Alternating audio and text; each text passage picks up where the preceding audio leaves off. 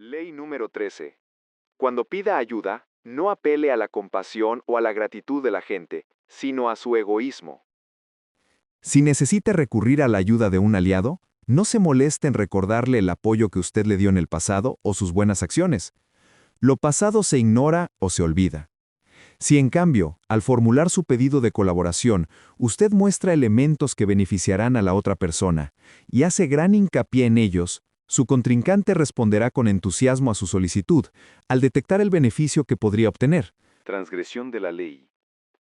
A principios del siglo XIV, el joven Castruccio Castracani, que era un simple soldado raso, llegó a ser príncipe de la gran ciudad de Lucca, en Italia.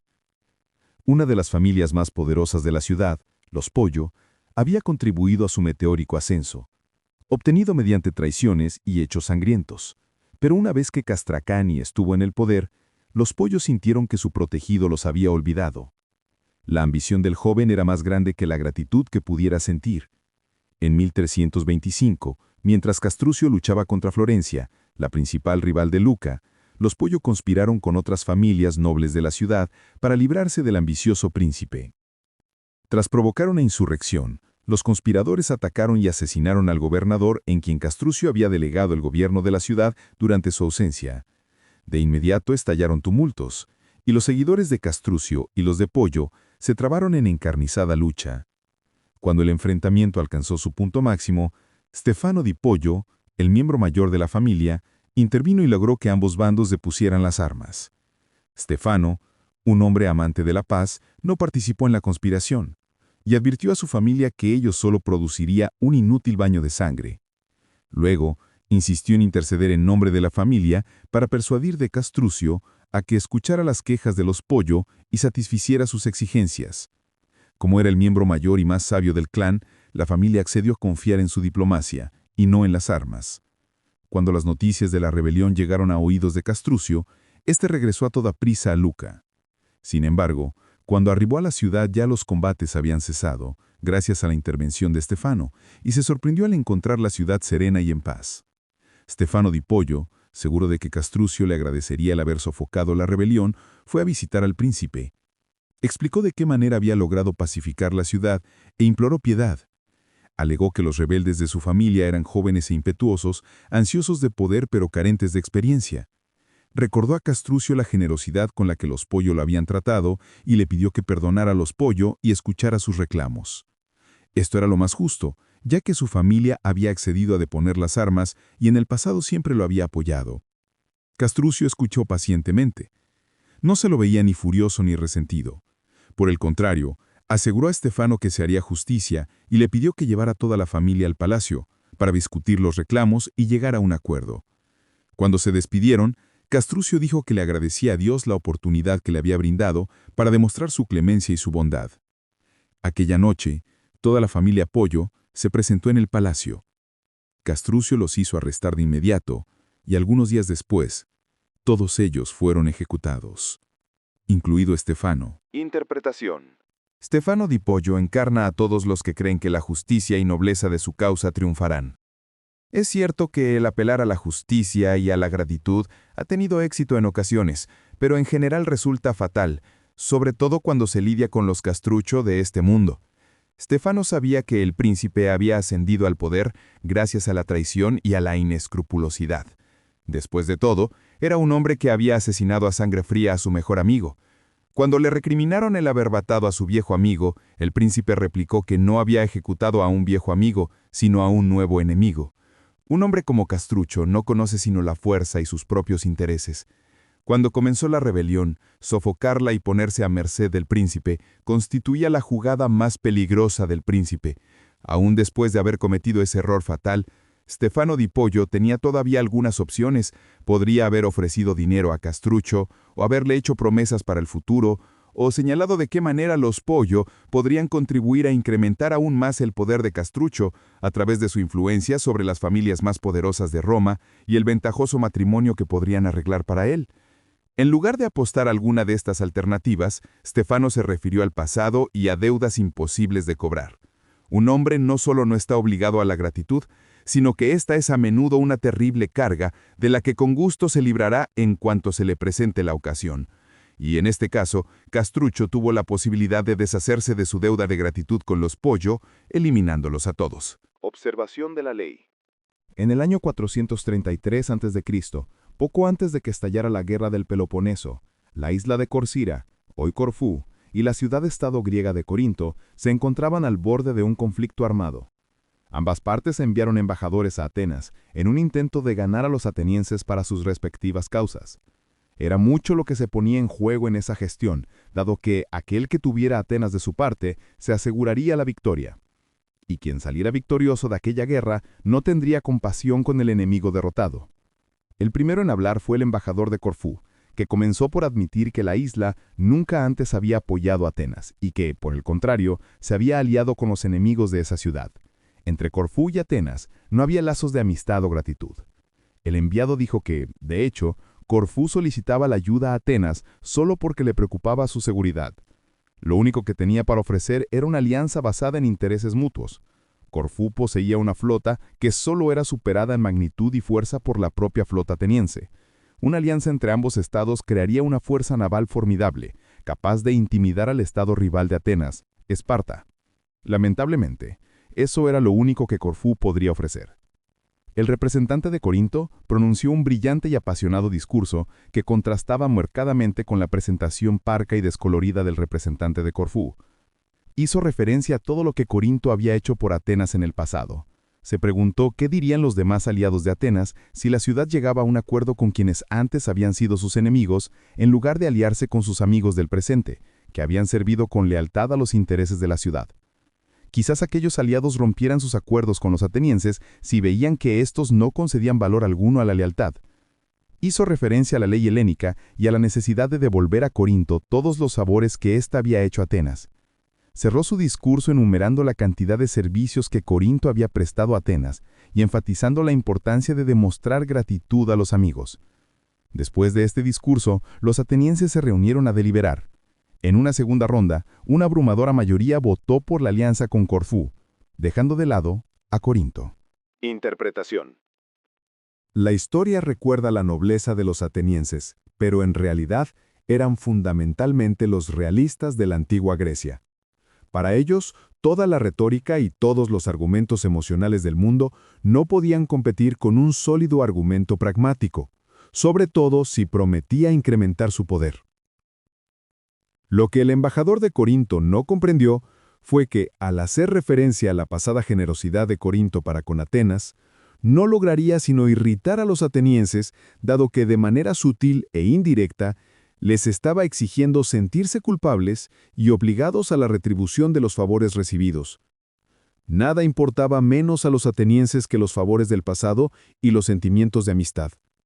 Además, sabían que, aunque los otros aliados de Atenas los consideraran ingratos por abandonar a Corinto a su suerte, difícilmente romperían sus lazos con Atenas, que en aquel momento era la ciudad más poderosa de Grecia. Los atenienses manejaban su imperio a través de la fuerza, y cualquier aliado que se rebelara era obligado a someterse. Cuando hay que elegir entre un discurso sobre el pasado y un discurso sobre el futuro, la persona pragmática siempre optará por el futuro y olvidará el pasado. Tal como lo comprendió el embajador de Corfú, a una persona pragmática siempre hay que hablarle de modo pragmático. Al final de cuentas, la mayoría de la gente es pragmática, pues muy rara vez actúa en contra de sus propios intereses. Claves para alcanzar el poder. Si usted busca el poder, constantemente se verá en situaciones que le exigirán pedir ayuda a individuos más poderosos.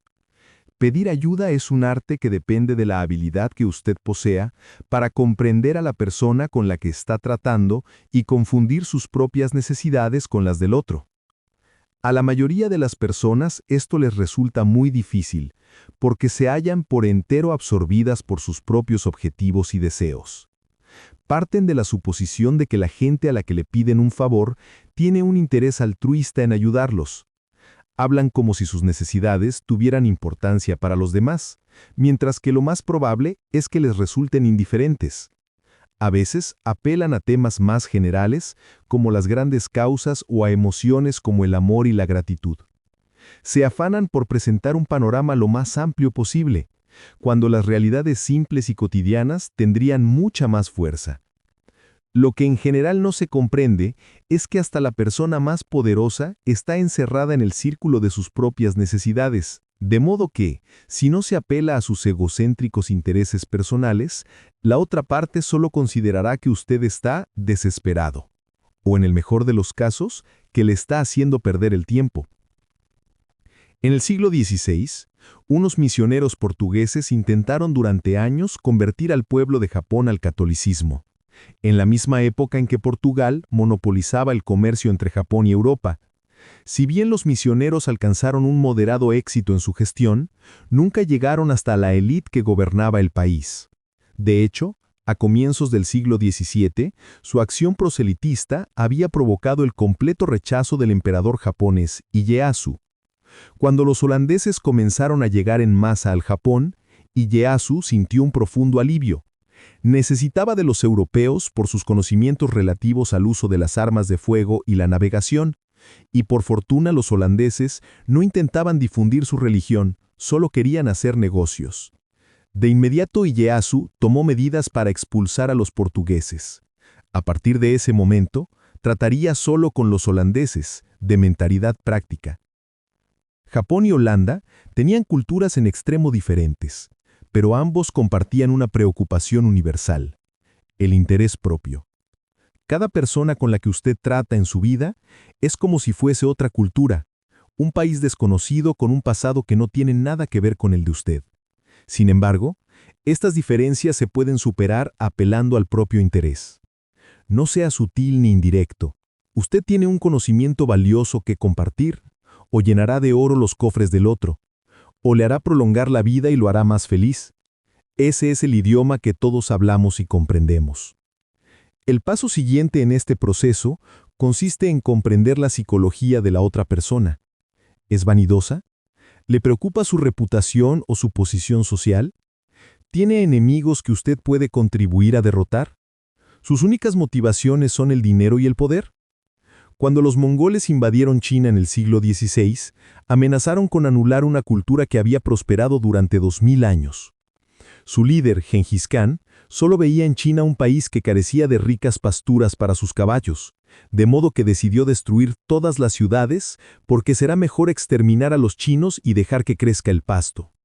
Quien salvó a China de la destrucción total no fue ni un soldado, ni un general, ni un rey, sino un hombre llamado Yelu Chusai.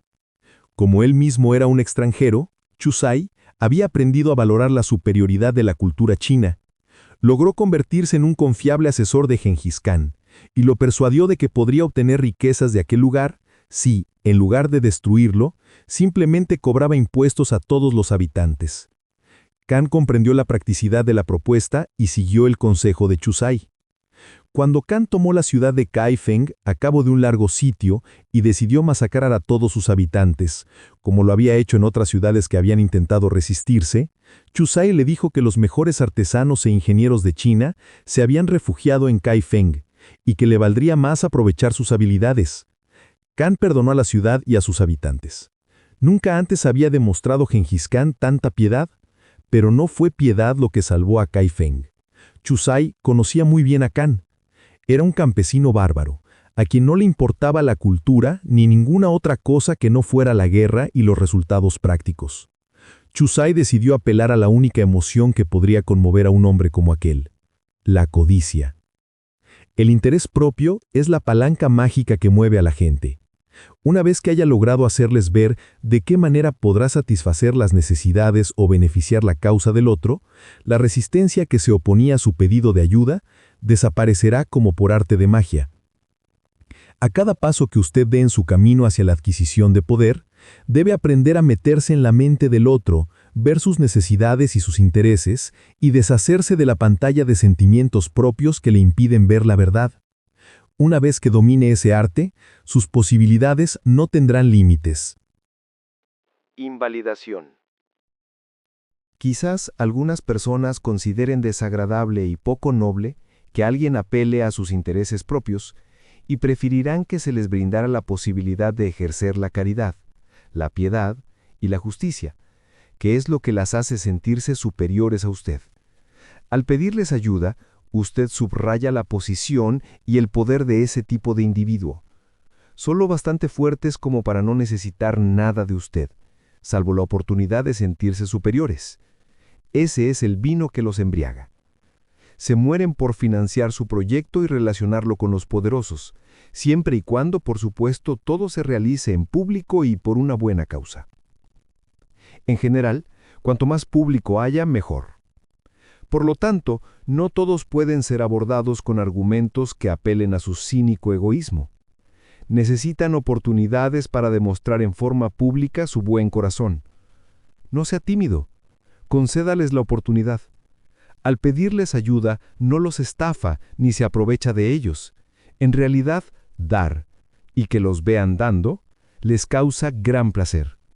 Usted deberá aprender a detectar las diferencias entre los poderosos de una y otra clase y a determinar qué es lo que los motiva.